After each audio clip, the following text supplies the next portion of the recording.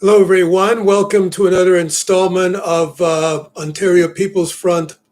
And this time we're going to be starting talking about some of our policies. Again, unfortunately, we can't talk about this in any detail because the kind of censorship that is taking place in all candidates' debate in this particular election, shameful censorship, which is limiting voters to being exposed to a certain clique of a repetitive narrative by the same four parties being mirror images, the candidates mirror images of what their leaders is. A very unfortunate turn of events in this particular election with this starch narrative and these robotic candidates. So I'm here to provide a little bit of an alternative. Hopefully, as leader of the Ontario People's Front, our Ontario People's Front support defense of our Canadian Charter of Rights and Freedoms.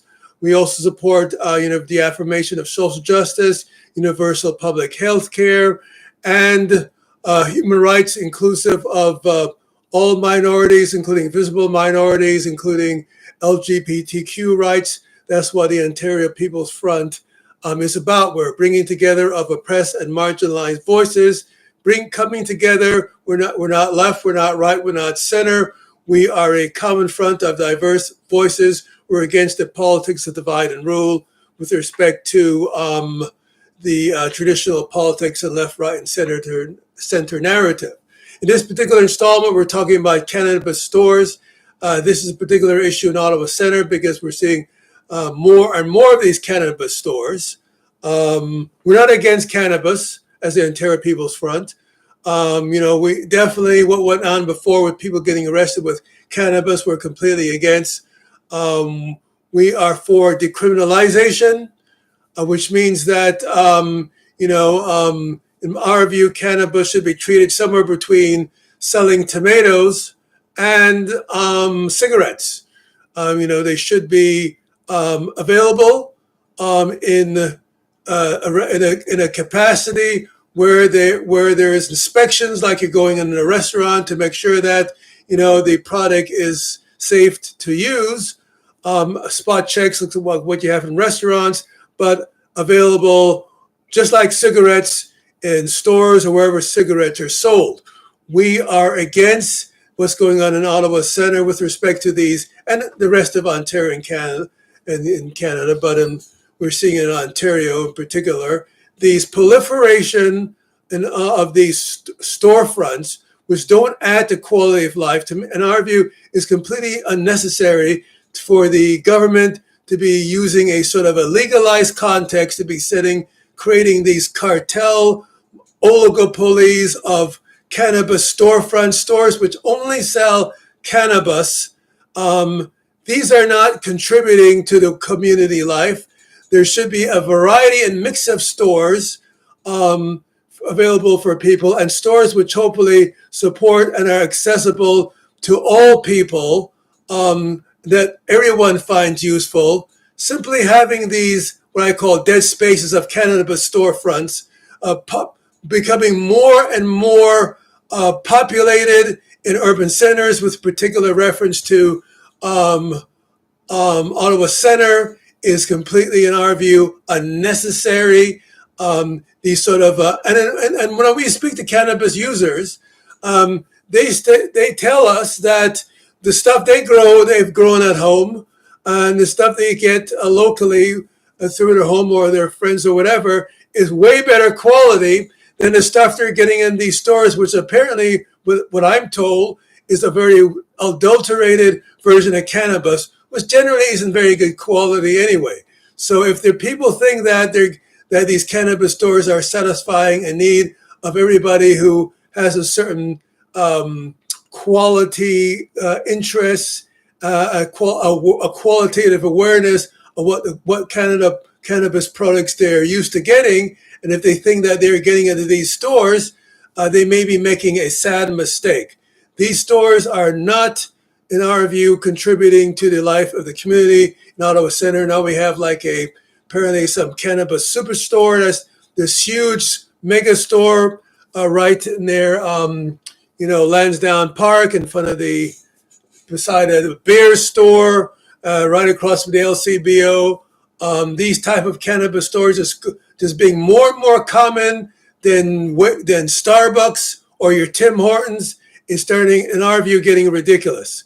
In our view, yes, decriminalization, but cannabis as a product, anybody who wants to avail themselves of cannabis in terms of selling it, it should not be this government control monopoly whereby the government is outputting this lower quality version of cannabis and has become overly corporatized and money is, rather than staying in the community to local cannabis growers, are coming out of the community, are being mostly monopolized by these corporatized cannabis interests, which a lot of them apparently are coming from American owned and operated and are using Canadian fronts through these cannabis storefronts. So this type of cannabis could be used constructively to contribute to local community economic development in a way which benefits the community and the users and the growers of cannabis who know what a quality product is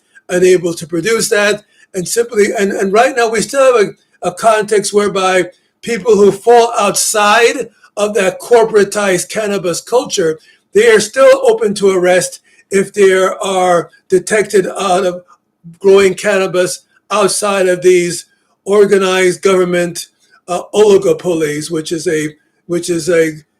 making sure that cannabis only stays restricted to these corporatized multi-billion-dollar elite organizations. This, in my view, is not the potential of cannabis. Cannabis has a potential of contributing to the economy locally while ensuring the quality for the end user, not this sort of corporatized culture which is resulting in these cannabis storefronts, which is unnecessary, which is not supporting low quality of life, and particularly Ottawa-Centre, but places like Toronto. This is completely unnecessary, these storefronts. There could be way better.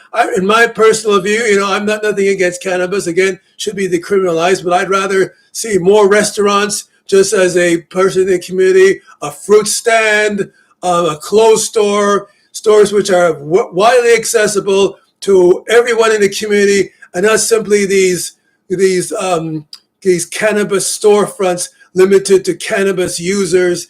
I mean, that, in my view, is not a good use of the space of the community, is not contributing to the standard of a quality product, according to cannabis users, is not contributing to community economic development, is not contributing locally, is contributing to the wealth of largely, apparently, a lot of them are American interests, not Canadians.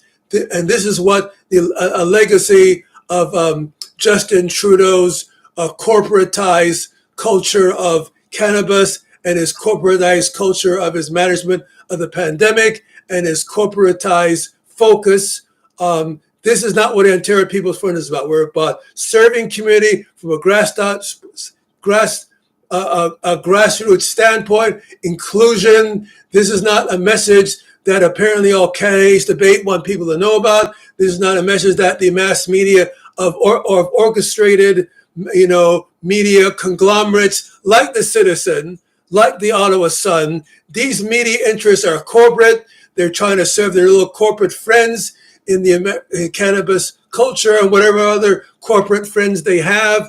And what we have in this election, again, is an incestuous culture of corporations serving each other and the media playing its role to control the message. They don't want people to know that, okay, there's an alternative organization out there that doesn't that supports decriminalization and not the sort of cannabis culture driven with primarily a lot of American investment by it. We're not for that type of corporatized culture. There's a lot of control going on. I invite anybody who supports a vision of decriminalization, which uplifts the quality of the cannabis product for the end users and makes it widely accessible to growers in a way which doesn't limit them to these corporate interests.